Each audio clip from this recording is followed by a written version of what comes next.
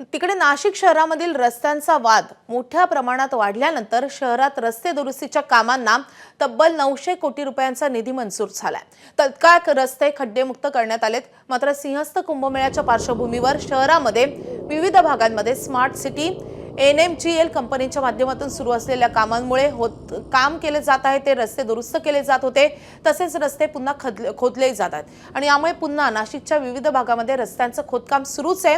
मात्र महापालिका प्रशासनानं अवघ्या 15 दिवसांचा अल्टिमेटम देऊन शहरामधील रस्ते तत्काळ दुरुस्त करण्याच्या सूचना संबंधित ठेकेदारांना दिल्यात। यामुळे खोदकामांच्या कामासह इतर दुरुस्तीच्या कामाला आता वेळ लागल्याचं पाहायला मिळतंय। आढावा घेतलेला आहे आमचे प्रतिनिधी शुभम बोडके यांनी।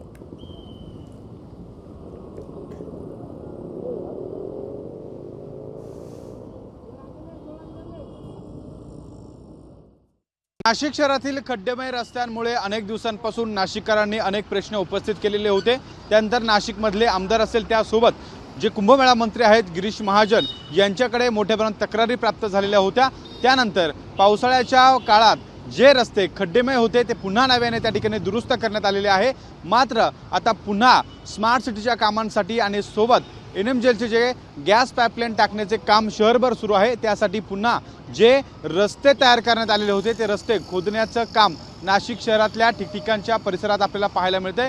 मोठ्या प्रमाणात अपघात घडत होते, नाशिककरांना या खड्डेमय रस्त्यांमधून प्रवास करावा लागत होता आणि त्यासाठी हे सगळे रस्ते पुन्हा नव्याने तयार करण्यासाठी कुंभमेळा मंत्री यांच्याकडे अनेक तक्रारी प्राप्त झालेल्या होत्या आणि त्या अनुषंगानं नाशिक महानगरपालिकेच्या माध्यमातून जे रस्ते तयार करण्यात आलेले आहे ते रस्ते पुन्हा आता खोदण्याचं काम या ठिकाणी सुरू असल्याचं पाहायला मिळते। मी सध्या नाशिकच्या त्र्यंबक रोडवर आहे। आपण या ठिकाणी बघितलं तर हा पूर्ण रस्ता नाशिक महानगरपालिकेच्या मागील बाजूचा आहे। त्र्यंबकेश्वर जाण्याकडे हा जो रस्ता आहे तो आपण बघतोय। या पूर्ण रस्त्यावर या ठिकाणी आता रस्ता खोदण्याचं काम सुरू करण्यात आलेलं आहे। एकूण जर बघितलं तर अनेक दिवसांपासून नाशिकमधल्या रस्त्यांवर मोठ्या प्रमाणात त्या ठिकाणी राजकारण पाहायला मिळालं। मात्र आता पुन्हा हे खड्डेमय रस्ते नाशिककरांच्या समोर या ठिकाणी येऊन टाकले असल्याचं आपल्याला पाहायला मिळते। त्यामुळे येणाऱ्या काळात आता फक्त 15 दिवसाचा अल्टिमेटम नाशिक महानगरपालिकेने स्मार्ट सिटी असेल त्यासोबत NMGL असेल यांना दिलेलं आहे। त्यामुळे हे जे काम आहे ते आता नाशिकच्या ठिकठिकाणच्या भागामध्ये वेगात सुरू असल्याचं आपल्याला एकूणच पाहायला मिळत आहे।